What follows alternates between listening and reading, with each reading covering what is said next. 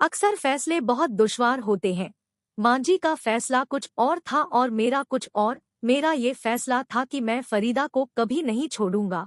उस लड़की ने मुझे बेपनाह मोहब्बत दी थी, उसमें वो सारी खूबियां थी जो एक अच्छी बीवी में होनी चाहिए। खूबसूरती, वफादारी और खिदमत गुजारी। एक मर्द को इसके अलावा और क्या चाहिए। मेरे साथ फरीदा से पहले भी 2 तमाशे हो चुके थे। मुझे ऐसा नहीं कहना चाहिए क्योंकि माँ बाप का एहतराम फर्ज होता है, और वो भी माँ का। लेकिन मैं क्या करता, मांझी एक सख्त मिजाज औरत थी, या शायद उस पोते की मोहब्बत ने उन्हें संगदिल और खुदगर्ज बना दिया था जो अभी तक वजूद में नहीं आया था। पहले मैं अपना बैकग्राउंड बता दूं ताकि इसी के मुताबिक मेरे हालात आप तक पहुंच सके। मैं अपने माँ बाप की इकलौती औलाद हूँ। मेरे अब्बा के पास बेतहाशा दौलत थी जो अभी तक बाकी है। आलीशान कोठी, जायदाद, गाड़ियाँ, बैंक बैलेंस, गरज ये के सभी कुछ है। शायद इसीलिए मांझी की ये दिली तमन्ना थी कि उनके यहाँ कोई पोता पैदा हो ताकि खानदान का नाम जिंदा रहे। वो एक ऐसी औरत थी कि जिनके हुक्म से सरताबी नहीं की जा सकती। मैं अगरचे जवान हो गया था लेकिन मजाल नहीं थी कि उनके सामने जबान भी खोल दूं। उन्होंने कुछ इसी अंदाज से मेरी परवरिश की थी। इसलिए जब मेरी पढ़ाई पूरी हुई तो मांझी ने एक दिन मुझे अपने पास बुलाकर हुक्म दिया, सलीम अब तुम्हें शादी करनी होगी ताकि इस घर में कोई नन्हा वजूद भी आ सके। हालांकि मैं फिलहाल इस झंझट में पड़ना नहीं चाहता था, लेकिन क्योंकि मांझी ने कह दिया था इसलिए कुछ नहीं बोल सका। मांझी ने जोर शोर से रिश्ते की तलाश शुरू कर दी। जाहिर है कि उन्होंने किसी हमरुतबा ही लड़की को तलाश किया होगा। वो किसी ऐरे गहरे को तो घास भी नहीं डालती थी। 1 महीने की छानबीन के बाद उन्होंने अस्मा को मेरे लिए पसंद कर लिया था। अस्मा भी एक अमीर घराने की लड़की थी। ये और बात है कि वो हमारे बराबर की नहीं थी, लेकिन अच्छी खासी खूबसूरत लड़की थी। शायद इसीलिए अम्माजी ने उसे पसंद कर लिया था। ये शादी बहुत धूमधाम से हुई थी। मैं शादी के बाद बहुत खुश था। जिंदगी के खूबसूरत तजुर्बात का एक खूबसूरत दरवाजा खुल गया था। लेकिन अस्मा से बात नहीं बन सकी। मांझी ने जिस मकसद से शादी की थी वो मकसद हासिल नहीं हुआ। शादी को 2 साल गुजर गए, लेकिन हमारे यहाँ औलाद नहीं हुई। एक दिन मांझी ने मुझे अपने कमरे में बुलाकर बड़े सख्त लहजे में कहा, सलीम अब तुम अस्मा की छुट्टी कर दो। मैंने हैरत से उनकी तरफ देखते हुए कहा, ये आप क्या कह रही हैं? क्या छुट्टी कर दूं? माँ ने कहा, मेरा मतलब है कि उसे तलाक देकर चलता कर दो। 2 साल हो गए हैं और अभी तक उसकी गोद हरी नहीं हुई है। किसी बांझ को अब मैं अपने सर पर नहीं बिठा सकती। मैंने एतराज करना चाहा, माँ से कहना चाहा कि ऐसा ना करो। ये कैसा जुल्म है कि आप ही ने एक खिलौना मेरे हवाले किया और आप ही उसे फेंक देने का हुक्म दे रही है। लेकिन मैं कुछ नहीं बोल सका और माजी ने अस्मा को तलाक दिलवा दी। मुझे एहसास हो रहा था कि ये जुल्म है। अगर औलाद नहीं हुई तो उसमें उस बेचारी का क्या कसूर है? ये तो कुदरत की देन है। लेकिन माजी के साथ तो ये सारे फलसफे धरे रह जाते थे। अस्मा के जाने के बाद मैं बहुत दिनों तक परेशान और उदास रहा। ऐसा लगता था जैसे कुछ खाली खाली सा हो गया हूँ। जाहिर है कि वो मेरी बीवी थी। हम दोनों ने एक दूसरे से मोहब्बत की थी, एक दूसरे का साथ देने की कस्में खाई थी, एक दूसरे से वाकिफ हो चुके थे। लेकिन अचानक सब कुछ खत्म कर दिया गया था। एक दिन माजी ने फिर एक खबर सुनाई। इस बार वो बहुत खुश दिखाई दे रही थी। उन्होंने कहा, मैंने तुम्हारे लिए एक और लड़की तलाश कर ली है। अगले महीने तुम्हारी शादी है। मैंने दबी जबान से पूछा, अब ये कौन लड़की है? माँ ने कहा, वो ज्यादा हैसियत वाले तो नहीं है, लेकिन इतना जरूर है कि वो लड़की इस घर के लिए एक वारिस जरूर पैदा कर देगी। उसके माँ बाप की 7 औलादें हैं। उसकी 2 बहनों की शादियां हो चुकी है और उन दोनों की 5-5, 6-6 औलादें हैं। इसका मतलब समझते हो? इसका मतलब ये हुआ कि वो खानदान बांझ नहीं है। अब मैं भी दादी बन जाऊंगी। चलो तुम तैयारी शुरू कर दो। मुझे क्या तैयारी करनी थी, मुझे तो सिर्फ शादी करनी थी, सो मैंने कर ली। सदफ भी बहुत अच्छी लड़की थी। उसके माँ बाप ज्यादा अमीर तो नहीं थे, लेकिन खाते पीते और इज्जतदार लोग थे। सदफ ऐसी लड़की थी जिसने बहुत जल्द अस्मा की याद भुला दी। वो बहुत खिदमतगुजार और मोहब्बत करने वाली साबित हो रही थी। सबसे बड़ी बात ये थी कि माँ उससे बेहद खुश थी। सदफ उनकी आंखों का सुकून बनकर रह गई थी। वो कोई काम सदफ की मर्जी के बगैर नहीं करती। मैं माँ के इस रवैये पर हैरान होता रहता था। एक दिन मैंने सदफ से पूछा, ये तुमने माजी को क्या घोलकर पिला दिया है? वो हर वक्त तुम्हारा ही दम भरती रहती है। सदफ ने मुस्कुरा कर कहा, मैंने अपनी मोहब्बत घोलकर पिला दी है। मोहब्बत से ज्यादा असर करने वाली चीज और क्या हो सकती है। तुम देख लेना कि अम्माजी का रवैया मेरे साथ हमेशा ऐसा ही रहेगा। अम्माजी की उम्मीद सदफ से भी पूरी नहीं हुई। 2 साल पलक झपकते में गुजर गए, लेकिन सदफ में मां बनने के आसार पैदा नहीं हो सके थे। मैंने इस दौरान अम्माजी की भी बेताबी देख ली। वो सदफ के लिए परेशान थी। डॉक्टर, हकीम, तावीज, गुंडे, न जाने कौन कौन से जतन कर डाले थे। एक वक्त ऐसा आया कि खुद मेरे सर पर अंदेशों की तेज तलवार लटकने लगी। अगर सदफ भी मां नहीं बन सकी तो फिर क्या होगा? ये एक ऐसा सवाल था जिसका जवाब मुझे परेशान करता रहता। सदफ मुझे तसल्ली देती रहती, वो कहती, मुझे कुछ भी नहीं होगा, तुम देख लेना कि अम्माजी सब्र कर लेंगी, लेकिन मेरे लिए बुरा नहीं चाहेंगी। मुझे अपने आप पर और अपने प्यार पर इतना भरोसा, इतना यकीन है। तुम चाहो तो खुद उनका रवैया देख सकते हो। क्या तुम्हारी अस्मा के मामले में वो इतनी ही मेहरबान थी? क्या जब उन्हें ये एहसास हो चला था कि अस्मा मां नहीं बन सकती तो उनका रवैया बदल नहीं गया था? सदफ ठीक कहती थी। अम्माजी का रवैया अस्मा के साथ इतना हमदर्दी वाला और प्यार वाला हरगिज नहीं था, जबकि सदफ के लिए तो वो अभी तक कुर्बान हुई जा रही थी। अगर उनका बस चलता तो सदफ को अपनी आंखों में छुपाकर रख लेती। सदफ ने उन पर अपने प्यार का जादू ही ऐसा किया था, लेकिन ये जादू भी काम नहीं आ सका। एक दिन अम्माजी ने फिर उसी लहजे में मुझसे कहा, सलीम बस बहुत हो चुकी, अब तुम सदफ की भी छुट्टी कर दो। मैंने हैरान होकर उनकी तरफ देखा। अम्माजी, ये आप क्या कह रही है? आपका मतलब ये है कि मैं उसे भी तलाक दे दूं? माँ ने कहा, हाँ, मैं यही कह रही हूँ। लेकिन अम्माजी, सदफ तो बहुत अच्छी लड़की है। मेरा मतलब है कि आप तो उसे बहुत पसंद करती है। अगर औलाद नहीं हुई तो उससे क्या फर्क पड़ता है?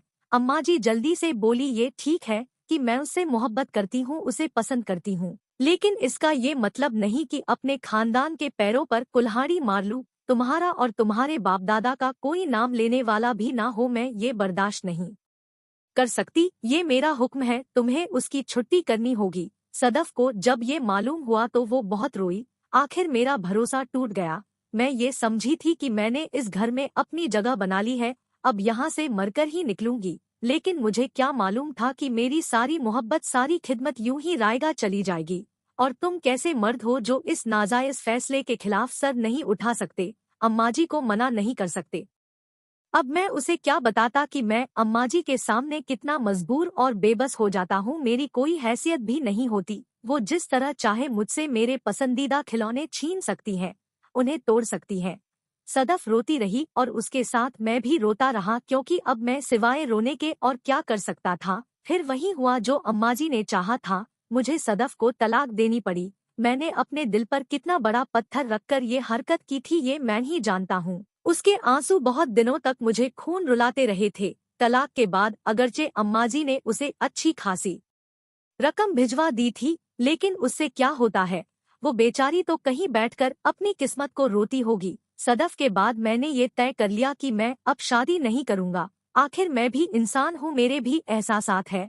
मैं भी किसी की मोहब्बत में गिरफ्तार हो सकता हूँ। मेरा दिल भी टूट सकता है। ये कैसे हो सकता है कि बार बार मेरी शादी की जाए, मुझे मोहब्बत के पहलुओं से आशना किया जाए, उसके बाद उस मोहब्बत को छीन लिया जाए, जुदा कर दिया जाए? ये तो कोई पत्थर ही ऐसा कर सकता है, और मैं पत्थर नहीं था। सदफ के जाने के बाद मैं वाकई बहुत उदास रहा था, और शायद मेरी इस कैफियत को अम्माजी ने भी महसूस कर लिया था, इसलिए वो भी खामोश रहने लगी थी। फिर उन्होंने ऐसी कोई बात नहीं की। अब मेरा ये दस्तूर हो गया था कि शाम होते ही मैं गाड़ी लेकर आवारागर्दी के लिए निकल जाता। घर में दिल ही नहीं लगता था किसके लिए घर जाया जाए। पहले तो घर में सदफ की हंसी गूंजा करती थी, लेकिन अब सन्नाटों की हुक्मरानी हो गई थी, इसलिए मैं घर वापस जाने से कतराया करता था।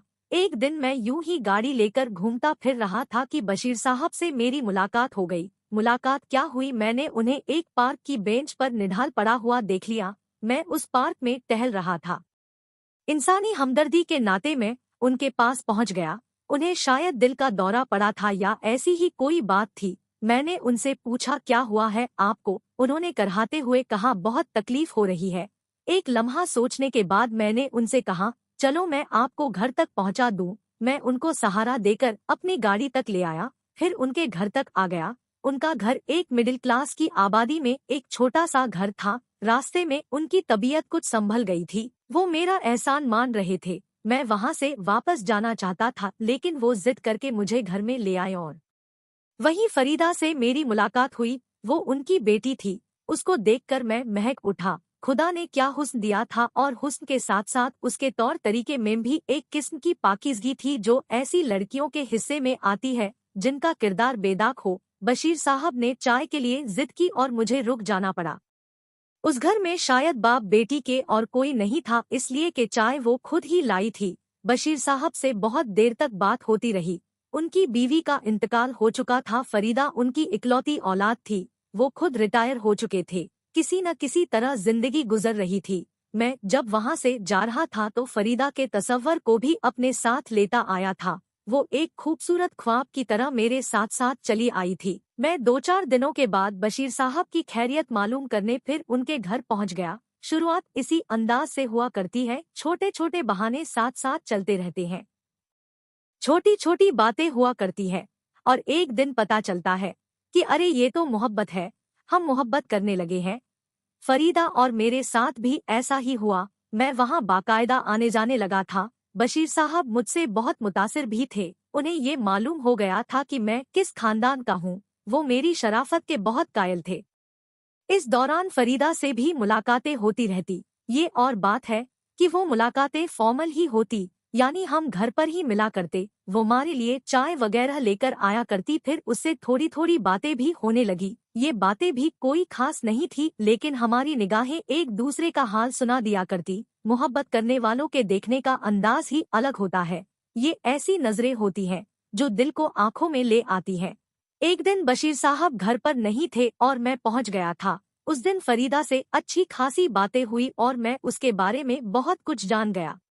फरीदा कॉलेज में पढ़ा करती थी। उसके लिए 2-4 रिश्ते आए थे, लेकिन वो उसके मेयार के नहीं थे। वो तो ऐसी लड़की थी जिसके लिए आसमान से उतरा हुआ शहजादा चाहिए था। मैं आसमान से उतरा हुआ तो नहीं था, लेकिन इतना जरूर यकीन था कि मैं उसकी कदर कर सकता हूँ। उसे मोहब्बत की जरूरत है और मैं उसे मोहब्बत दे सकता हूँ। लेकिन मेरे दिल में एक खदशा भी था। जब हम दोनों एक दूसरे के बहुत करीब हो गए तो मैंने उससे अपने खदशे का इजहार कर दिया। मैंने उससे कहा, देखो फरीदा, शायद तुम्हें ये एहसास हो गया होगा कि मैं तुमसे कितना प्यार करने लगा हूँ, और मैं कोई जज्बाती नौजवान नहीं हूँ कि महबूबा के लिए मोहब्बत भरे गीत गाता रहूँ। मेरी तमन्ना है कि मैं तुम्हें हासिल करने की कोशिश करूँ, और ये मेरे लिए कोई मुश्किल भी नहीं है। अम्मा जी से बात करूंगा तो वो फौरन मान जाएंगी, बल्कि उनके लिए तो एक खुशी की बात होगी कि खुद मैंने इसका इजहार किया है। और मुझे ये भी लगता है कि बशीर साहब भी मुझे पसंद करते हैं। लेकिन जब तुमको अपनाने का ख्याल मन में आता है तो बेशुमार अंदेशे जन्म लेने लगते हैं। मैं खौफजदा हो जाता हूँ। फरीदा ने पूछा तो मैंने बताया, मैं तुम्हें बता चुका हूँ कि मेरी पहले 2 शादियाँ हो चुकी हैं। मैंने कोई बात तुम लोगों से छुपाकर नहीं रखी, और मैं ये भी बता चुका हूँ कि औलाद ना होने की वजह से उन शादियों का क्या हशर हुआ। इसलिए एक बार फिर ऐसा कदम उठाते हुए बहुत डर लगता है। खुदा ना करे फिर ऐसी कोई बात हुई तो मैं मर जाऊंगा, क्योंकि तुम में और मेरी जिंदगी में आने वाली अस्मा और सदफ में एक फर्क भी है, और वो फर्क ये है कि उन दोनों को अम्माजी ने पसंद किया था। शादी से पहले मैंने उनको देखा भी नहीं था। ये और बात है कि शादी के बाद मैं उनसे मोहब्बत करता चला गया, और ये कोई नई बात नहीं है। ये इंसानी फितरत है कि अगर किसी का साथ मिल जाए तो वो साथ मोहब्बत में तब्दील हो जाता है। लेकिन तुम्हारे साथ मामला बिल्कुल अलग है। मैंने तुमसे मोहब्बत की है, तुम्हें अपने आप के बहुत करीब महसूस करता हूँ, इसलिए तुम्हारे साथ अगर कुछ बुरा हुआ तो मैं कहीं का नहीं रहूंगा। बस ये खौफ मुझे परेशान करता रहता है। मेरी बात सुनकर वो धीरे से बोली, तुम ठीक कहते हो, लेकिन एक आने वाले डर की वजह से हमारी अभी की खुशियां तो बर्बाद नहीं की जा सकती। हो सकता है कि मेरे साथ ऐसा ना हो, कुदरत को हम पर रहम आ जाए। हो सकता है कि हम अपने आंगन में किसी नन्हे से फूल को महकता हुआ देख ले। इसके अलावा ये भी तो हो सकता है कि अगर खुदा ना करे मैं भी वैसी ही साबित हुई तो अम्माजी हो सकता है कि इस बार खामोश होकर बैठ जाएं, वो इसे तकदीर का लिखा समझ ले। मैं उसकी हिम्मत की दिल ही दिल में दाद देने लगा था। वो जानती थी कि मेरे साथ शादी के बाद वो एक अजाब में मुब्तला रहेगी। उसके सर पर हमेशा एक तलवार लटकती रहेगी जो किसी वक्त भी गिरकर उसके टुकड़े कर सकती है। उसके बावजूद वो मेरी मोहब्बत की खातिर मुझसे शादी करने के लिए तैयार थी। ऐसी सूरत में दूसरी लड़कियां कई कदम पीछे हट जाती है। वो जानबूझकर अपना भविष्य तबाह नहीं करना चाहती। मैंने एक दिन अम्मा जी को भी दबी जबान से ये इशारा दे दिया कि मैं शादी करना चाहता हूँ। अम्मा जी के लिए तो ये बहुत ही अनहोनी बात थी।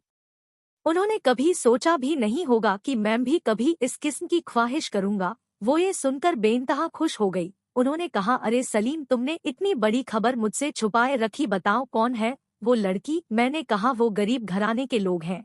माँ ने कहा, तो इससे क्या हुआ, वो मेरे बेटे की पसंद है, इसलिए मुझे यकीन है कि इसके दम से मेरे घर में बहार जरूर आएगी। ये घर भी नन्ही किलकारियों से भर जाएगा। अम्मा जी की जितनी उम्मीद थी मैं उतना ही डरा हुआ था। बहरहाल फरीदा से मेरी शादी हो गई। वो दुल्हन बनकर मेरे घर आ गई। फरीदा में कुछ और बात थी, ये मेरी पसंद थी, मेरी मोहब्बत थी। मैं उसके माथे पर दुखों की कोई लकीर भी नहीं देख सकता था। उसने माँ जी को भी अपनी मोहब्बत में कर लिया था, बिल्कुल सदफ की तरह, बल्कि सदफ से कुछ ज्यादा। जब हमें ये गुमान होता है कि कोई हमसे बिछड़ने वाला है, तो हम उसकी मोहब्बत में पहले से कहीं ज्यादा मुब्तिला हो जाते हैं, उसकी तरफ हसरत भरी निगाहों से देखते रहते हैं।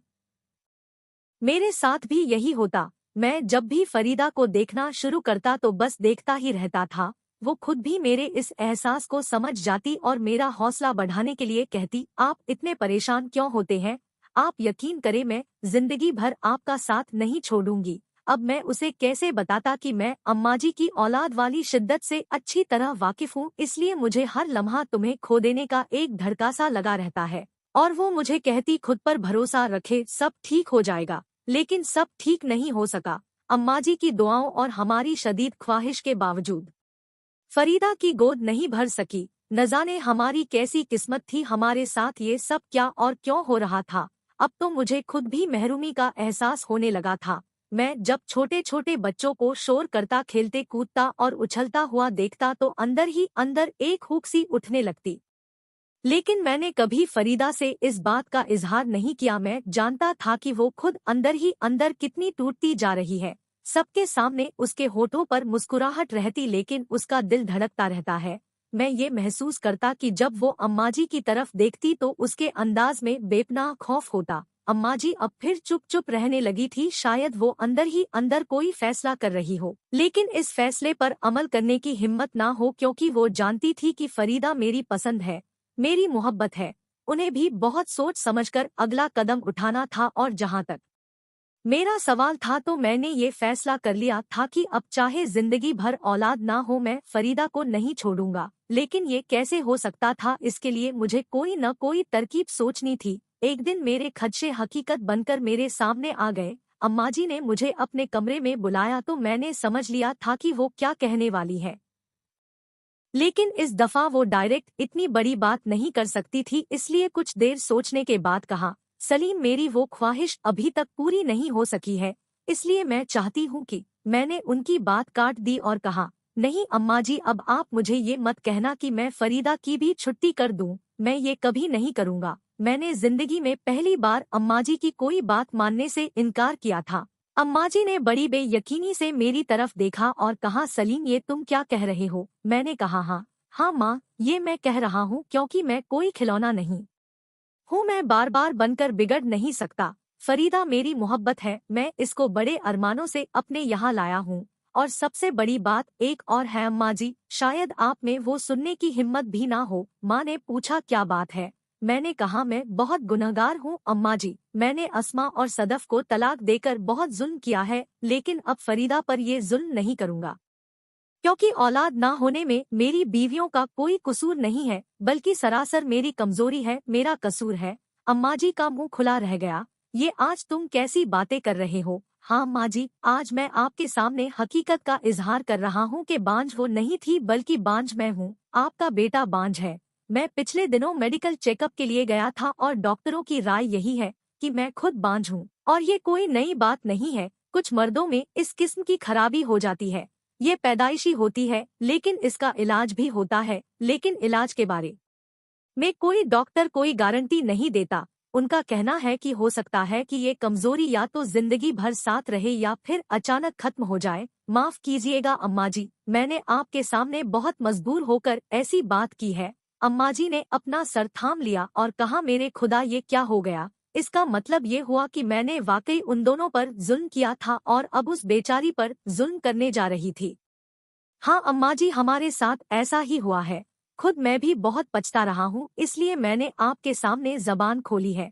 अब मैं फरीदा को अलग नहीं कर सकता। अम्मा जी की आंखों से आंसू जारी हो गए थे। उन्हें जो हकीकत मालूम पड़ी थी उसने उन्हें दहलाकर रख दिया था। मैं अम्मा जी के कमरे से बाहर आ गया और उस वक्त फरीदा दिखाई दे गई। वो दरवाजे के करीब ही खड़ी थी। शायद उसने भी हमारी सारी बातें सुन ली थी। उसकी आंखों से आंसू बह रहे थे। वो मुझसे लिपट गई और कहा, ये आपने क्या किया? आपने अपने बारे में इतना बड़ा झूठ क्यों बोल दिया? मैंने फरीदा से कहा, अपनी मोहब्बत को बचाने के लिए मैं इसके सिवा और कुछ भी नहीं कर सकता था। मेरे पास और कोई रास्ता नहीं था। बस अब मुस्कुरा दो, अब हमें एक दूसरे से कोई जुदा नहीं करेगा।